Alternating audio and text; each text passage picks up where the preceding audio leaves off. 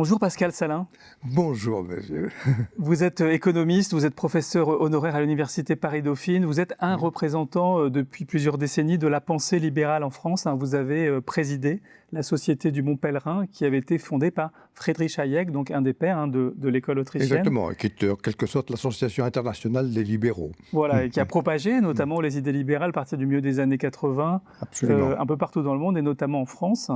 Et vous revenez sur ça, sur cette période, dans ce livre, Le vrai libéralisme, droite et gauche unis dans l'erreur, où finalement c'est une sorte de constat de déception, c'est-à-dire que les idées libérales on parle de la France là, ont énormément progressé à partir du milieu des années 80, en écho à Reagan, Thatcher, etc.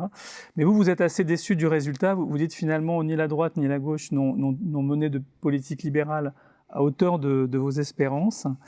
Et finalement, en même temps d'Emmanuel Macron et droite et gauche prolonge cela. Alors comment est-ce qu'on peut dire, parce qu'il y a eu quand même énormément de déréglementation, de privatisation, etc., que depuis Raymond Barre, finalement, la France ne s'est pas libéralisée et que le libéralisme n'a pas énormément progressé?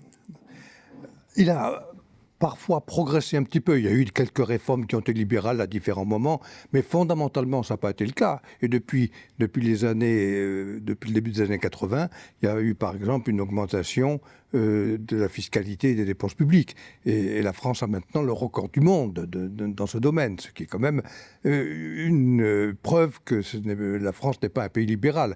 Le grand économiste libéral Milton Friedman considérait que le montant de la fiscalité était une preuve du caractère plus ou moins libéral d'un pays. Alors, j'ai tenu à faire ce livre justement parce que j'ai eu le sentiment qu'il y avait bien souvent des confusions. Par exemple, lorsque un gouvernement était un gouvernement de droite et qu'il n'y avait pas d'amélioration véritable dans la situation économique française, bien souvent j'entendais dire « Ah, c'est la faute du libéralisme ». On faisait la confusion entre droite et libéralisme. Or, précisément, malheureusement, de mon point de vue, la droite française n'est pas fondamentalement libérale. Il y a quelques personnes qui le sont, mais fondamentalement, elle l'est pas. Et c'est pourquoi, en réalité, il y a eu depuis des décennies des changements de gouvernement, des changements de personnalité politique, mais pas de véritables changements des politiques économiques qui ont été faites.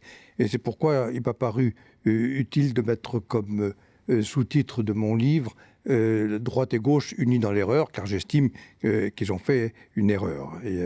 Et j'ai repris dans ce livre des articles que j'avais publiés dans un certain nombre de journaux.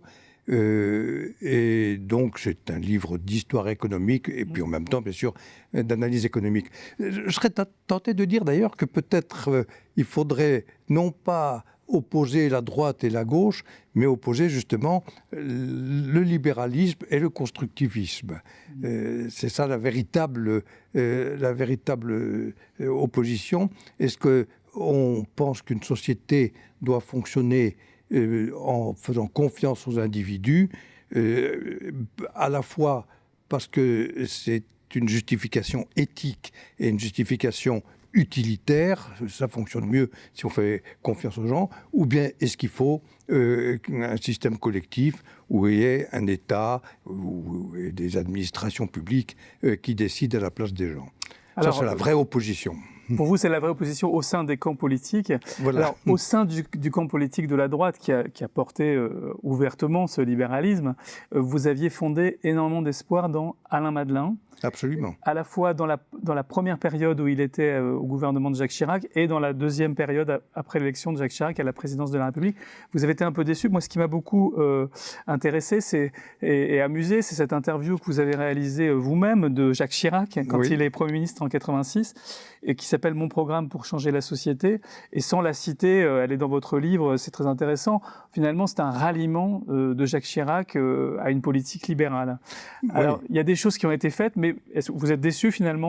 Oui, j'ai eu un grand espoir justement, disons en 1984, à la date de cette interview, parce qu'il y avait quand même une déception croissante à l'égard de la politique de Mitterrand à cette époque-là, et j'ai eu le sentiment qu'il y avait une croissance du libéralisme dans l'opinion qui était considérable. Et effectivement, Jacques Chirac y a été sensible.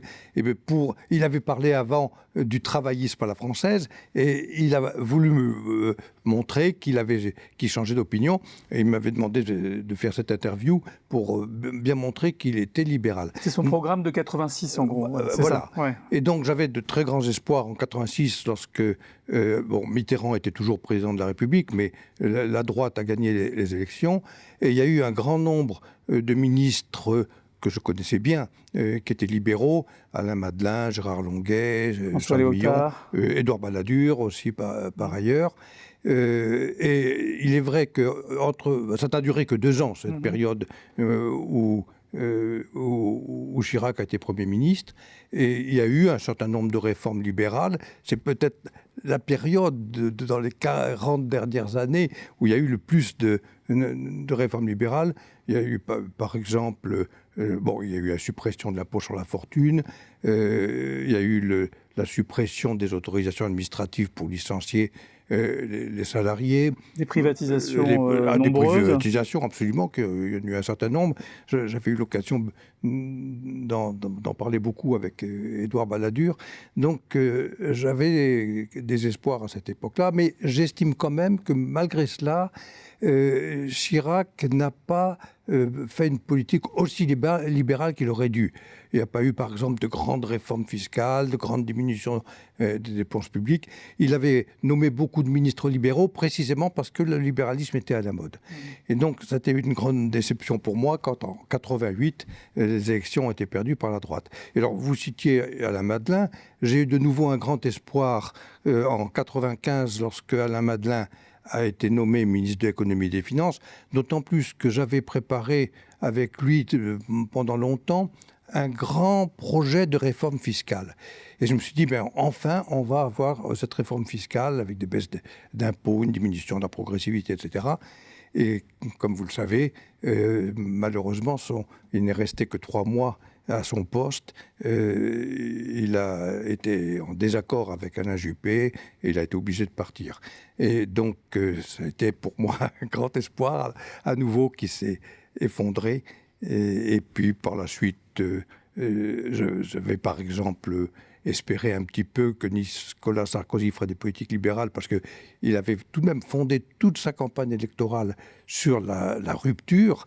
Donc je me disais, il y aura peut-être une possibilité de changer. Et en fait, il n'a pas fait de réforme fondamentale. Alors finalement, il y a eu depuis Jacques Chirac, il y a eu tous ces prolongements-là, et y compris la gauche qui a fait des privatisations, qui s'est convertie à pas mal d'idées libérales. Vous avez raison, ça c'est vrai. Donc finalement, vous avez quand même gagné idéologiquement et obtenu encore d'autres choses, même si vous ne satisfont pas. Il aurait fallu aller jusqu'où? C'est-à-dire, on serait dans quel type de France aujourd'hui? C'est-à-dire, il y aurait une privatisation de la sécurité sociale si vous aviez obtenu tout ce que vous prévoyez? Par exemple, je serais effectivement favorable, disons, à la concurrence toujours, parce que la concurrence, elle a un mérite considérable, à savoir que elle permet d'adapter les activités productives aux besoins très diversifiés des individus.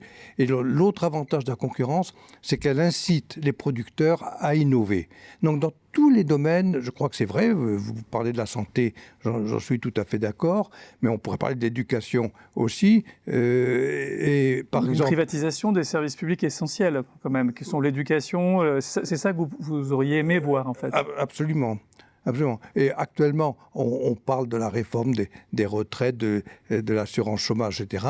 Mais personnellement, je considère que la meilleure solution, ça serait de permettre justement la liberté dans ce domaine, non pas d'avoir un régime universel étatique, mais d'avoir la liberté de s'assurer comme on le veut. Et on trouverait comme ça des solutions, parce que c'est pas simple, bien entendu, de trouver une bonne assurance, mais on trouverait des solutions qui seraient le mieux adaptées aux circonstances très variées des individus. Et donc finalement, les réformes d'Emmanuel Macron ne vous semblent, telles qu'il les a présentées à la présidentielle, puisqu'il n'y a pas de surprise, ne vous ont pas non plus satisfait? Non, absolument. Il est apparu comme libéral parce que lorsqu'il était ministre de l'économie de François Hollande, il avait introduit la concurrence dans le transport par autocar. Mais c'est tout. Bon. Mais ceci dit, je n'étais pas du tout convaincu justement par ses positions. Et même avant son élection, j'avais publié une interview dans le Figaro Magazine. Il y avait le titre « Non, Macron n'est pas libéral ». Et je continue à le penser. Alors, il a fait quelques petites réformes libérales. Et comme vous disiez tout à l'heure, vous avez raison, c'est vrai que même certains hommes politiques de gauche ont fait des réformes qu'on peut considérer comme un peu libérales. Donc, ça a été le cas avec Emmanuel Macron. Mais ça a toujours été des réformes quand même limitées, parfois d'ailleurs compensées par une réforme contraire. Par exemple, il a diminué un peu des impôts, mais il a augmenté la CSG, etc. Enfin, mais fondamentalement, il n'y a pas eu les grandes réformes qui me paraissent très indispensables. Une diminution importante de la fiscalité et en particulier de la progressivité de l'impôt sur le revenu. La diminution, bien sûr, des dépenses publiques, une diminution considérable des réglementations, c'est-à-dire justement la possibilité d'avoir plus de concurrence entre des activités privées. Bien, Pascal Salin, merci beaucoup d'être venu nous présenter votre livre « Le vrai libéralisme, droite et gauche unis dans l'erreur ». Pour en savoir plus, je renvoie donc à ce panorama de ce pourquoi vous avez plaidé au cours des dernières décennies. C'est moi qui vous remercie.